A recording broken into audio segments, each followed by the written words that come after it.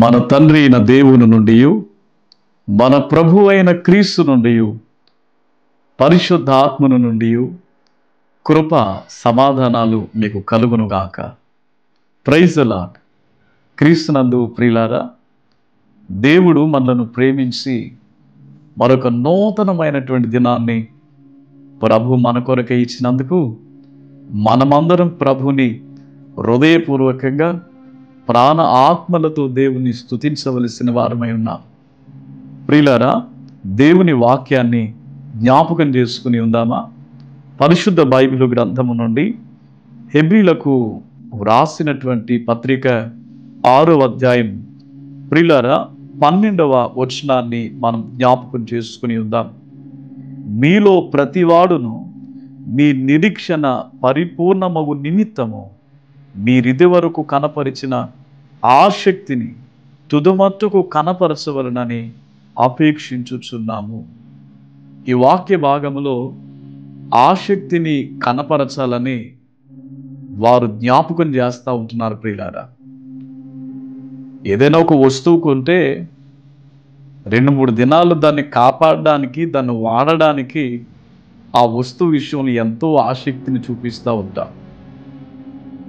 High స్కూల్కి వెళ్తున్నప్పుడు ప్రియులారా, 9th క్లాస్లో మా అమ్మగారు ఒక సైకిల్ కొనిపెట్టారు నాకు. అది వర్షాకాలం. ఆ సైకిల్ని తీసుకువెళ్తున్నప్పుడు తుడిచేవాడిని, మన ఇంటికి తీసుకొచ్చినప్పుడు తుడిచేవాడిని. విచిత్రం ఏంటంటే, నేనున్నటువంటి ఆ గదిలో ప్రియులారా ఆ ప్రక్కనే పెట్టుకునేవాడిని దాన్ని. అలా ఎన్ని రోజులు చేయగలిగాను తెలుసా ప్రియులారా? ఒక 5-6 రోజులు మాత్రమే చేయగలిగాను. ఆ తర్వాత ఆ సైకిల్ ఎక్కడుందంటే మరలా రోడ్డు మీదకి వచ్చేసింది.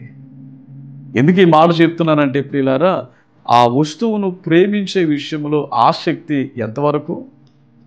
ఈ దినాన్న ఏదైనా మనం చేయగలుగుతూ ఉన్నప్పుడు ప్రియులారా, చేయగలగాలని ఆలోచించినప్పుడు ఆ ఆసక్తిని నీవు పరిపూర్ణంగా నిన్ను గమ్యానికి చేర్చేదిగా ఉంచబడిందా? నిన్ను ఉన్నతమైనటువంటి పరిస్థితికి తీసుకెళ్లేంత వరకు ఆ ఆసక్తిని నీవు కనపరచగలుగుతూ ఉన్నావా? ఈరోజు బిడ్డలు చదువు కొరకు ఆసక్తి చూపిస్తూ ఉన్నారు. వారికి ఇష్టమైనటువంటి వాటిని చదవాలని ప్రయత్నం చేస్తున్నారు. అది 1-2 నెలల్లోనే నీరు గారిపోతూ ఉంది. ఈ రోజున ఆధ్యాత్మికమైన జీవితంలో ఆసక్తిని కనపరిచే వారంగా ఉండాలి. మనం దేవుని బిడ్డలారా, మనం ఇక్కడ చూస్తున్నప్పుడు ఈ అంచు దినాల్లో మనం దేని విషయంలో ఆసక్తిని కనపరచాలని అంటే, నీవు నీ బిడ్డలు రక్షింపబడటానికి ఆసక్తిని కనపరచండి. మారు మనసు పొందటానికి ఆసక్తిని కనపరచండి. రెండవదిగా, మీరు దేవుని సన్నిధిలో ప్రతి దినము కొన్ని గంటలు ప్రార్థించడానికి మీరు ఆసక్తిని కనపరచండి. మూడవదిగా, ఈ అంచె దినాలలో ప్రియులారా, దేవుని వాక్యమును వినుట కొరకు మీరు ఆసక్తిని కనపరచండి. లోక సంబంధమైనటువంటి వాటి విషయంలో మనం ఆసక్తిని కనపరచడం కాదు, కానీ దైవ సంబంధమైన వాటి విషయములో, ఆత్మ సంబంధమైన వాటి విషయములో, పరిశుద్ధత సంబంధమైనటువంటి వాటి విషయములో, దేవుని చిత్తానుసారమైన వాటి విషయములో నీవు ఆసక్తిని కనపరిచినప్పుడు ఈ లోకములో దేవుని మహిమార్థమే నువ్వు నడిపించబడతావు. దేవుడు నిన్ను చూచి ఒక దినాన్ని మెచ్చుకునేవాడిగా, దేవుడు నిన్ను చూచి ఒక దినాన్న తన మహిమ కిరీటాన్ని నీ శిరస్సు మీద పెట్టడానికి ఆయన సిద్ధపడతా ఉన్నాడు. ప్రియులారా, కనుక దేవుని కొరకు ఈ లోకములో ఆసక్తి కలిగి పనిచేసే వారంగా, ప్రార్థించే వారంగా, ఆయన కొరకు జీవించే వారంగా, వాక్యాన్ని వినే వారంగా ఉందాం. అటువంటి కృప దేవుడు మనందరికీ దయచేయునుగాక. ప్రార్థన చేసుకుందామా ప్రియులారా? దయగలిగిన మా తండ్రి, నిశ్రాష్టమైన పరిశుద్ధమైన నామమును బట్టి, ఉన్నతమైన నామమును బట్టి వేల కొలది స్తుతులు చెల్లిస్తున్నాను నాయన.